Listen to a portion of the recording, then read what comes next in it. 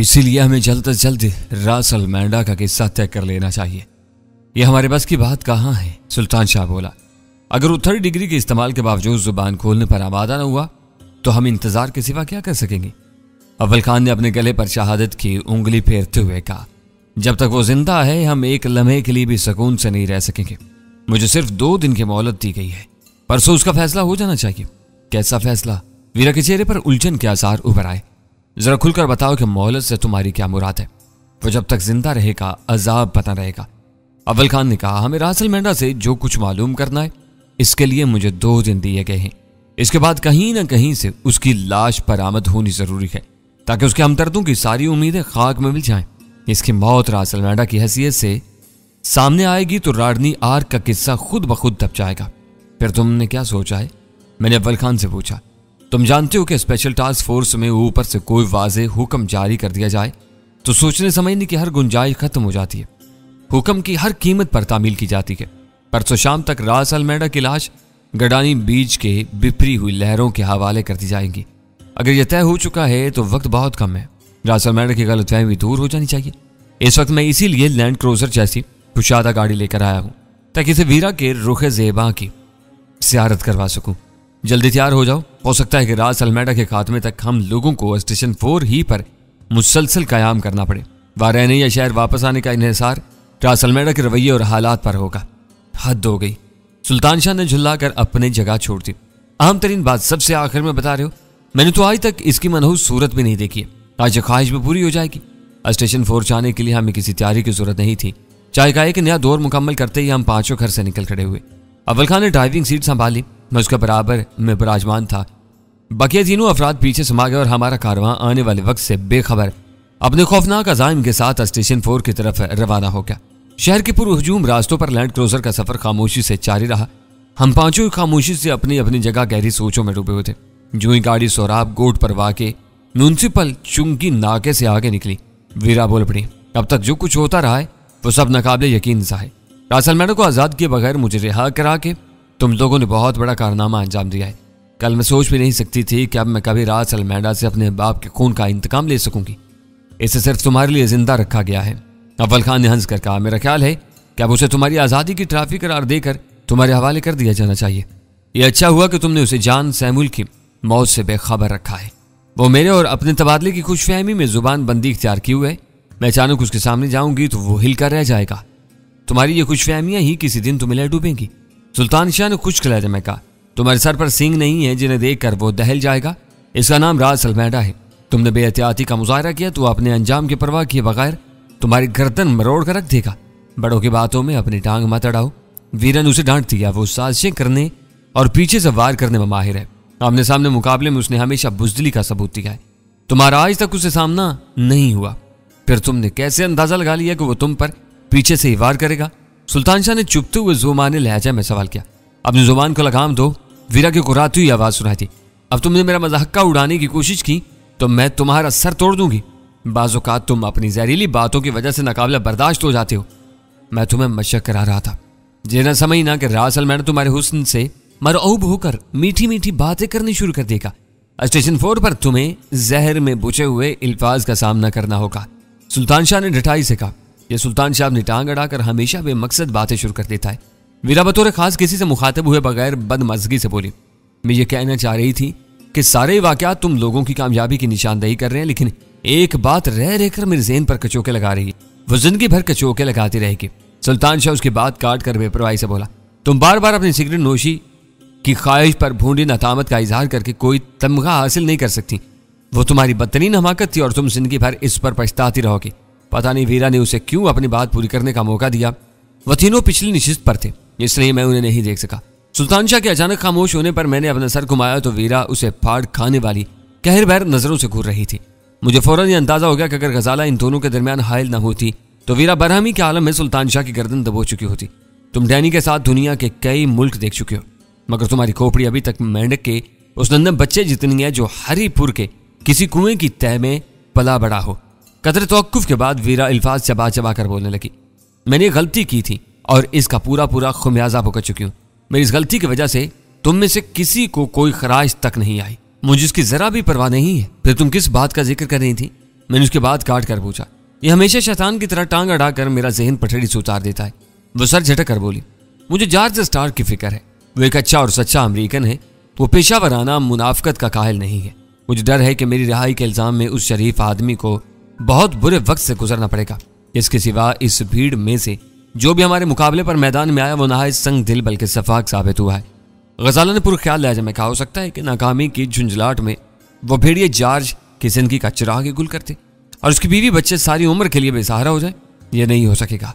वीरा ने पूरे यकीन के साथ कहा, जॉर्ज कोई लावारिस आदमी नहीं है जिसे दूसरों को इबरत दिलाने के लिए मौत के घाट उतारा जा सके। इसको हर तरह से परेशान किया जा सकता है, लेकिन वो उसे मारने की जरूरत नहीं कर सकेंगे। उसे कुछ हुआ तो उसकी बीवी वाशिंगटन में वजारत इंसाफ के दरदीवार हिला देगी। अमेरिका में वही लोग खिसारे में रहते हैं जो हिर्सो लालच या दूसरी वजहों की बिना पर आम आदमी के सतह से भी नीचे गिरकर कमाने के लिए काम करने लगते हैं। आम आदमी की पुष्ट पर कानून की पूरी कुव्वत की हमायत मौजूद होती है जिसे कोई टक्कर नहीं ले सकता। इसे ट्रैफिक के किसी मसनूई हादसे में मारा जा सकता है। सुल्तान शाह बोला, वो लोग बेमकसद खून रेजी में यकीन नहीं रखते। अपने किसी आदमी को मारते या सजा देते हैं तो इसका मकसद दूसरे कारिंदों को वार्निंग देना होता है कि फराइज से गफलत बरतने की सूरत में वो भी इसी अंजाम से दो चार हो सकते हैं।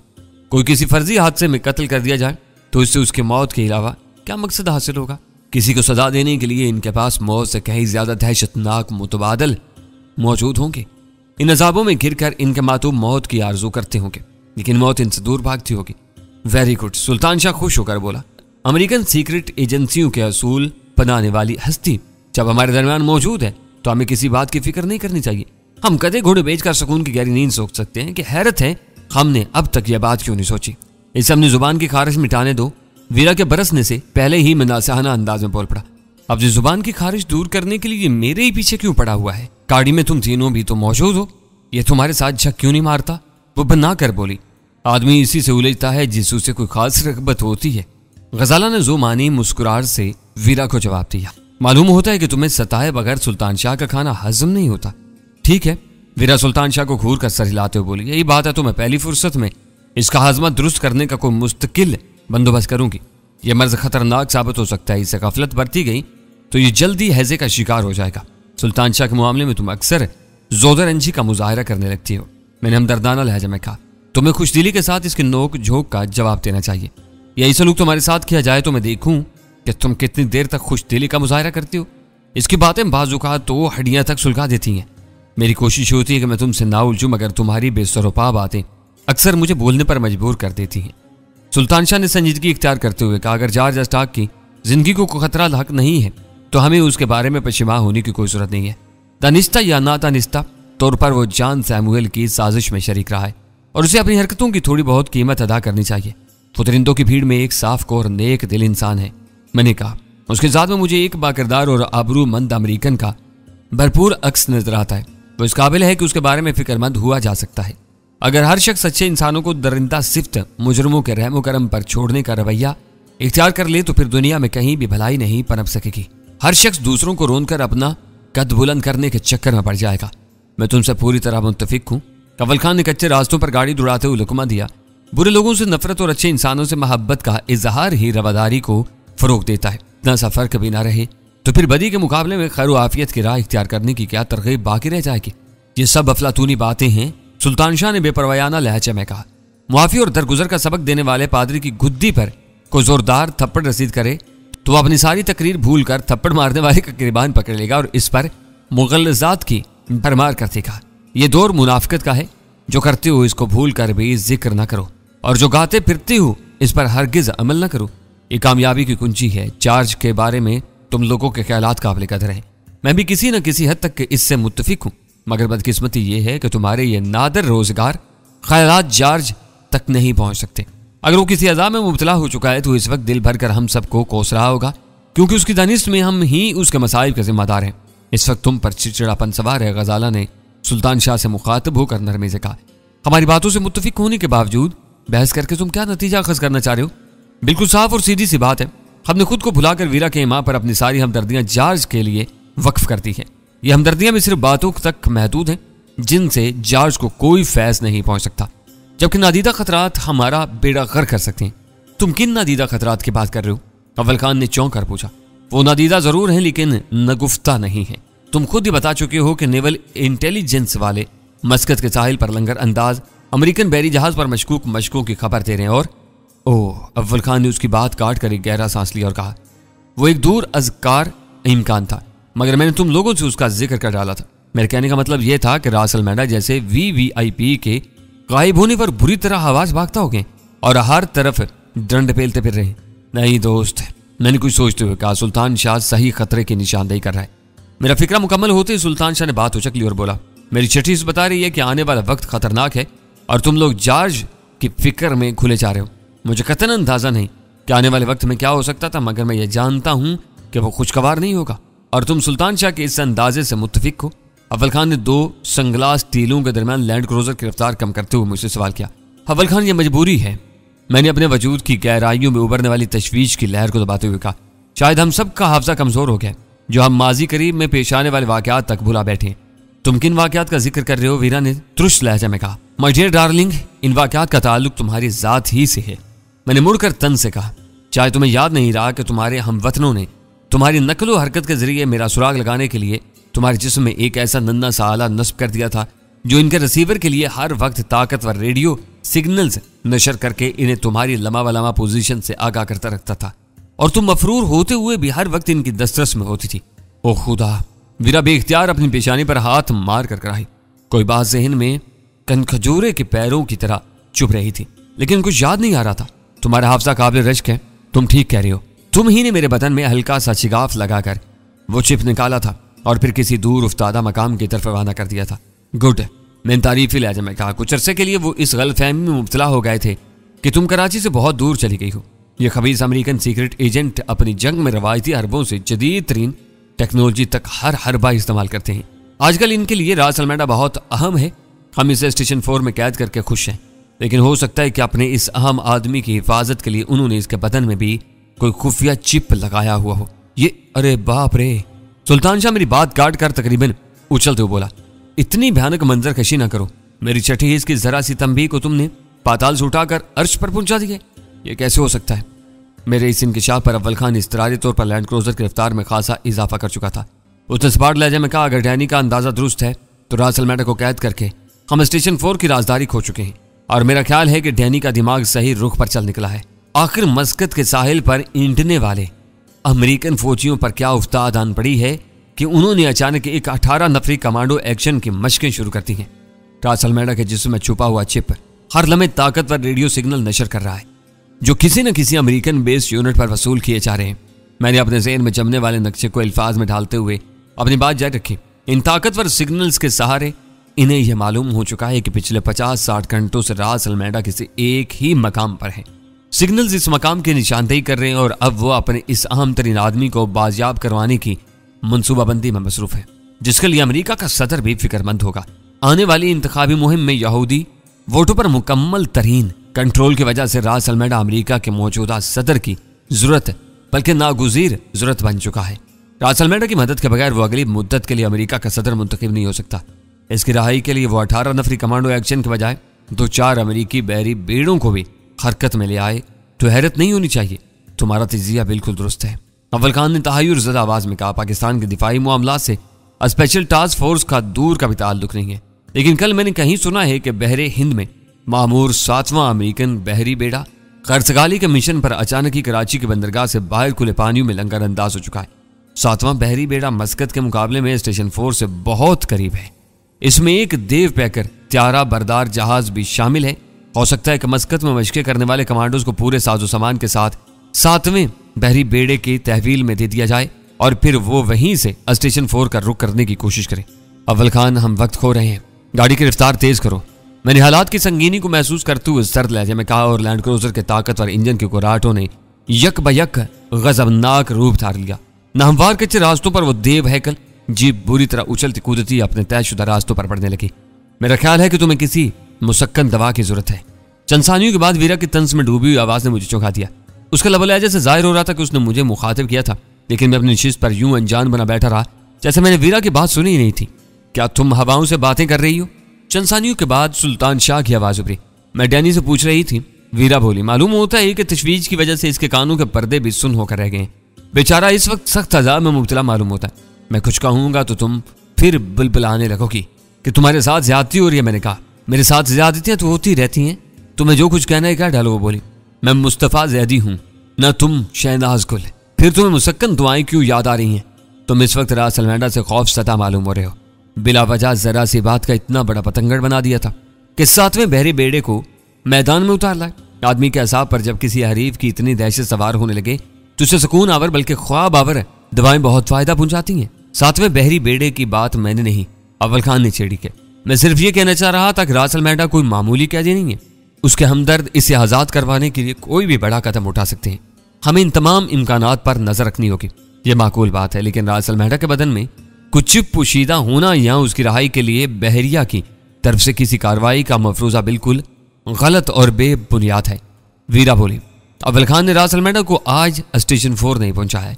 वो वहां 2 रातें गुजार चुका है। इस दौरान में जान सैमुअल ने भी फोन पर उससे बात की थी और वो मेरे बदले उसे आजाद करवाने की मनसूबाबंदी कर रहा था।